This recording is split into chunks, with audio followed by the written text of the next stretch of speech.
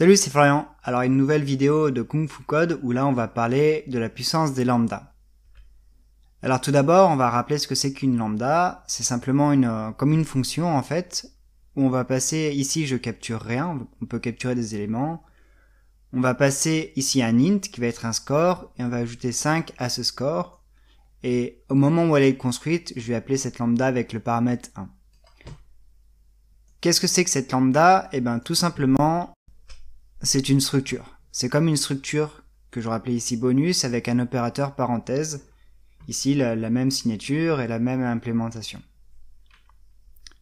Pour vérifier ça, on peut vérifier avec l'assembleur, le code assembleur, où ici j'ai ma lambda, et ici j'ai ma structure, et on voit bien que c'est le même assembleur dans les deux cas.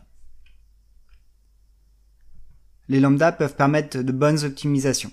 Comme ici où j'ai ma lambda, toujours la même, où je prends paramètre un score et j'ajoute 5, et si je l'appelle avec la valeur 5, on voit qu'avec une optimisation de niveau 2, ça a tout simplement été transformé en return 10 ici. Mais si on reprend notre lambda de base, comment je peux faire si ici je veux plusieurs types de bonus qui vont ajouter plusieurs scores différents? Alors si je reprenais la façon de coder avec des classes ici, je peux avoir une classe bonus qui va dans le constructeur prendre en paramètre une valeur qu'il va stocker, et j'ai un opérateur parenthèse et je vais ajouter le score que je passe en paramètre avec la valeur que j'ai sauvegardée depuis le constructeur. Donc dans mon code, j'utiliserai un vecteur de bonus et j'ajouterai différents bonus, 5, 10, 15, j'ai un score ici de 20 et j'augmente ce score avec le deuxième bonus. La même chose avec les lambdas, on voit qu'il y a tout de suite beaucoup moins de code, vu que j'ai tout de suite la fonction, et plus besoin de classe pour construire mes bonus. Donc je vais utiliser mon bonus, ça va être un pointeur sur fonction, qui va retourner un int et qui va prendre un constant, et je vais prendre un vecteur de ce pointeur sur fonction. Et dans ce vecteur, je vais construire une lambda qui va retourner le score plus 5, le score plus 15, et ici, comme vous pouvez le voir avec la notation qui est valide à partir du C++14, je vais construire un membre que je vais initialiser à 100 et je vais retourner le score plus ce membre. Et donc, comme tout à l'heure, j'ai un score à 20 et je vais augmenter ce score avec le second bonus. Si on regarde le niveau des performances, on se rend vite compte qu'avec cette méthode-là, dans le cas de nos vecteurs, les lambdas sont plus lentes que les classes. Alors on a utilisé une std function qui on sait fait des checks en plus et donc peut perdre en performance. Donc on va refaire le même test mais avec des pointeurs sur fonction. Et avec les pointeurs sur fonction, on se rend compte que quand même les lambdas sont plus longues que les classes simplement. Je pense que ça peut être expliqué entre autres par le cache, vu que là on a un vecteur de cette même classe qui donc peut très bien rentrer en cache, alors qu'avec les lambda on a des pointeurs sur fonction, donc on a sûrement des cache miss.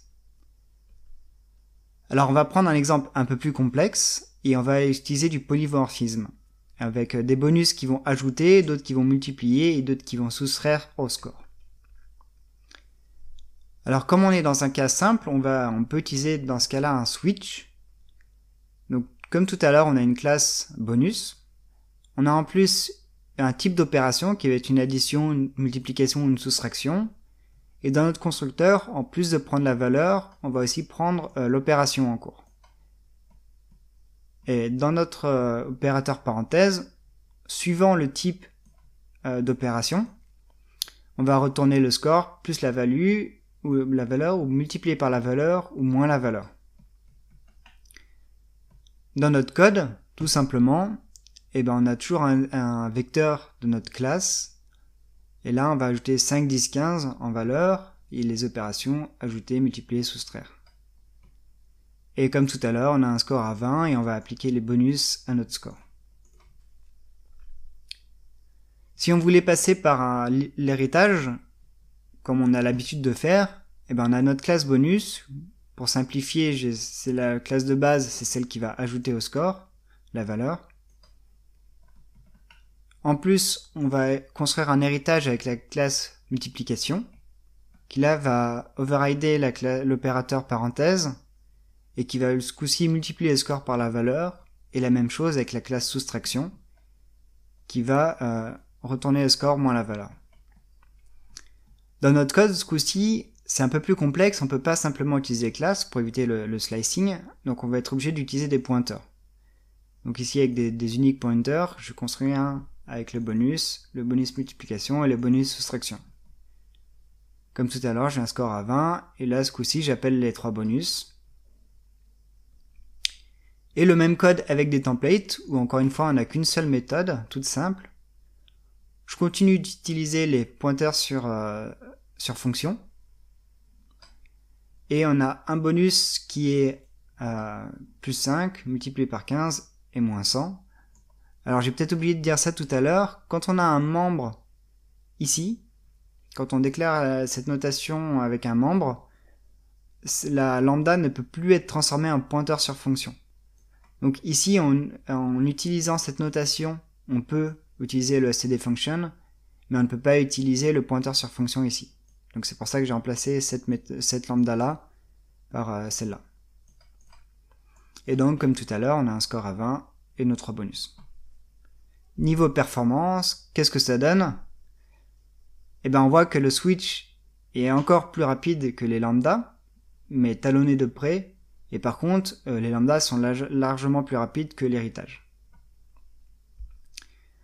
Donc conclusion, dans ce petit exemple ici, les lambda montrent vraiment un code qui est plus court. Par contre, niveau performance, c'est peut-être pas ce qu'il y a de plus optimisé. C'est pas tout, il nous reste encore des choses à voir, et notamment avec ce que j'appelle les templates lambda. Donc à quoi ça correspond? En fait, c'est comme exactement comme un template. Plutôt que de passer un type prédéfini ici, on va passer un type qui va être construit au compile time. Donc ici, j'ai une lambda, et au lieu de lui passer un int ou un float ou quoi que ce soit, je vais lui passer un auto. Je vais lui dire de retourner ce type précisément. Cette partie-là n'est pas obligatoire, mais c'est juste pour montrer que c'est possible. Donc je vais retourner le type qu'on a passé en paramètre. Et dans ma lambda, en fait, je vais utiliser un statique du type du paramètre que je vais initialiser à 0. Et ce compteur, je vais lui ajouter le nombre qu'on passe en paramètre. Et je vais retourner ensuite ce compteur. Donc on voit que si on appelle la lambda avec un int, le résultat ici, ça va être 1. 0 plus 1, ça fait 1. Je rappelle la même lambda avec 20, ça va faire 21. Notre compteur est à 1, on lui ajoute 20, ça fait 21. Par contre, cette troisième lambda où on lui passe un float, ça va être un autre type de lambda, et donc le compteur par défaut il sera égal à 0, ce sera un nouveau statique, et donc on va bien avoir 42.21 et non pas 42.1 et non pas 63.1. Donc on voit que comme dans un template, on aurait bien deux types de lambda différents, et donc on a deux statiques qui sont bien différents dans ces cas-là. C'est toujours pas tout, et on va parler aussi des state lambda. Alors les state lambda, à quoi ça correspond? Eh ben, on reprend notre lambda de tout à l'heure avec notre membre qu'on va initialiser à 0, et ce coup-ci on va lui passer le mot-clé mutable. À quoi ça va nous servir? Ça va nous servir à pouvoir modifier ce counter ici. Et donc je vais l'incrémenter à chaque fois que j'appelle la lambda. Et donc on va faire un truc pas mal, c'est qu'on va appeler d'abord ce counter une première fois, donc avec un résultat qui va être égal à 1, une deuxième fois à 2, une troisième fois à 3, et ensuite on va copier cette lambda là dans une autre lambda. Si j'appelle cette deuxième lambda, on continue le compte qui était là. Donc on va avoir 4, 5, et ensuite je vais rappeler la première lambda. Et comme on a copié la première lambda au niveau du 3, on voit bien qu'ici on continue pas le compte à 6, mais on a bien notre membre qui est différent des deux lambdas et qui va continuer le compte à 4. Voilà.